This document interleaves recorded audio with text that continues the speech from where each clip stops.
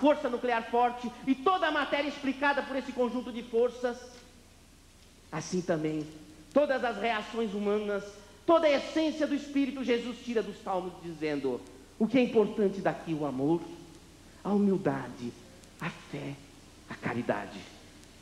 Extraindo de tudo que o ser humano escreveu, tudo que o ser humano em todas as épocas, de todas as civilizações registraram, ele extraiu a essência. É assim que Jesus não representa um elemento sectário que veio aqui ao planeta trazer mais uma religião, mas sobretudo aquele que veio sintetizar a essência do pensamento de tudo que a humanidade construiu. Então nós vamos encontrar em Jesus as arquetipias psíquicas fundamentais. E é nesse contexto que, a partir do momento que estudamos Jesus como um elemento da essência da alma e nos conjugamos com a neurofisiologia, nós vamos encontrar uma identidade.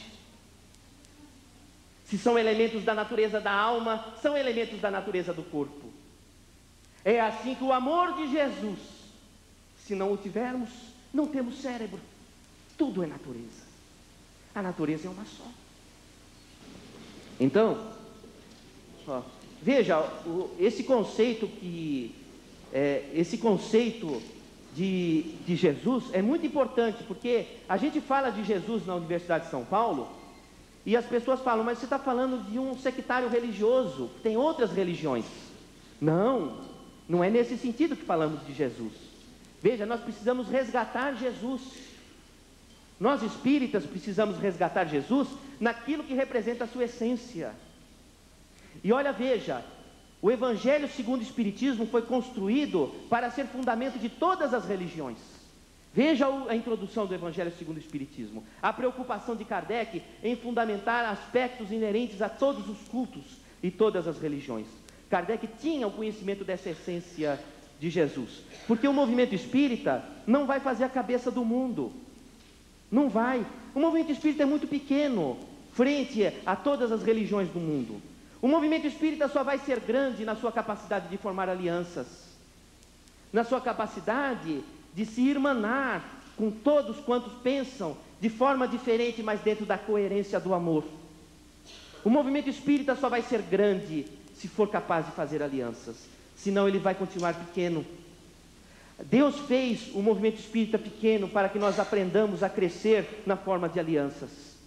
Não imaginar que nós vamos poder onipotentemente abarcar o mundo, não, mas que nós vamos figurar Deus na forma de aliança, de nos aliarmos àqueles que coadunam com o pensamento do amor.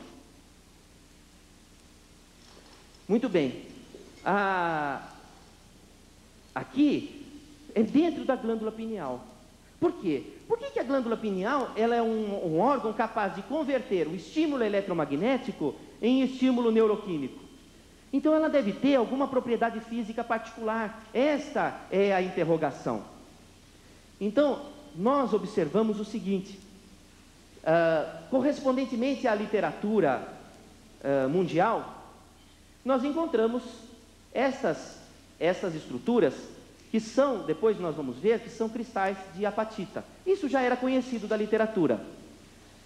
Mas nós pudemos observar que esses cristais, eles começam a se formar. Pode passar o próximo slide? Sou eu que passo. Esses cristais começam a se formar através de pequenos pontos, tá? Pequenos pontos. Esses pontos, eles têm a proporção de uma mitocôndria. O que é uma mitocôndria?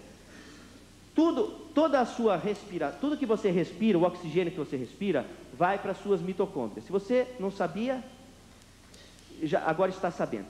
Você respira e o destino do oxigênio que você respira são as mitocôndrias. Todas as células do seu corpo têm mitocôndrias, são organelas. Que você herdou da sua mãe, tá?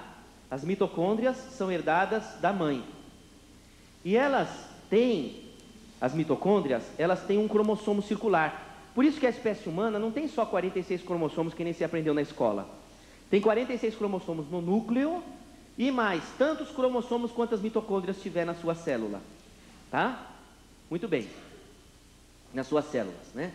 E esses genes você herdou da sua mãe, não herdou do pai. É um padrão de disseminação genética diferente. Muito bem. Esses cristais, eles surgem a partir da mitocôndria. E isso tem uma razão. Porque ocorre o seguinte: a mitocôndria, ela é lá onde ocorre a cadeia respiratória. O oxigênio ruma para a mitocôndria.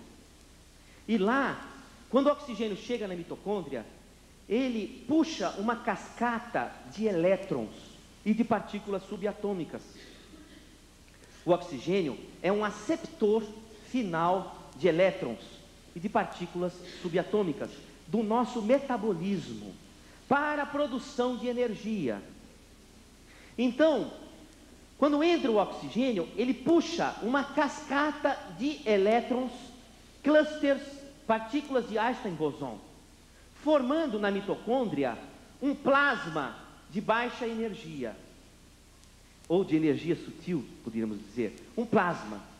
Plasma representa o quarto estado da matéria. Isso daí é uma coisa de rotina da física. Por exemplo, aquelas lâmpadas de luz branca, elas têm alguma coisa parecida com plasma, tá? São partículas subatômicas que não definem aquilo que se entende por matéria, mas são partículas que você pode mensurar.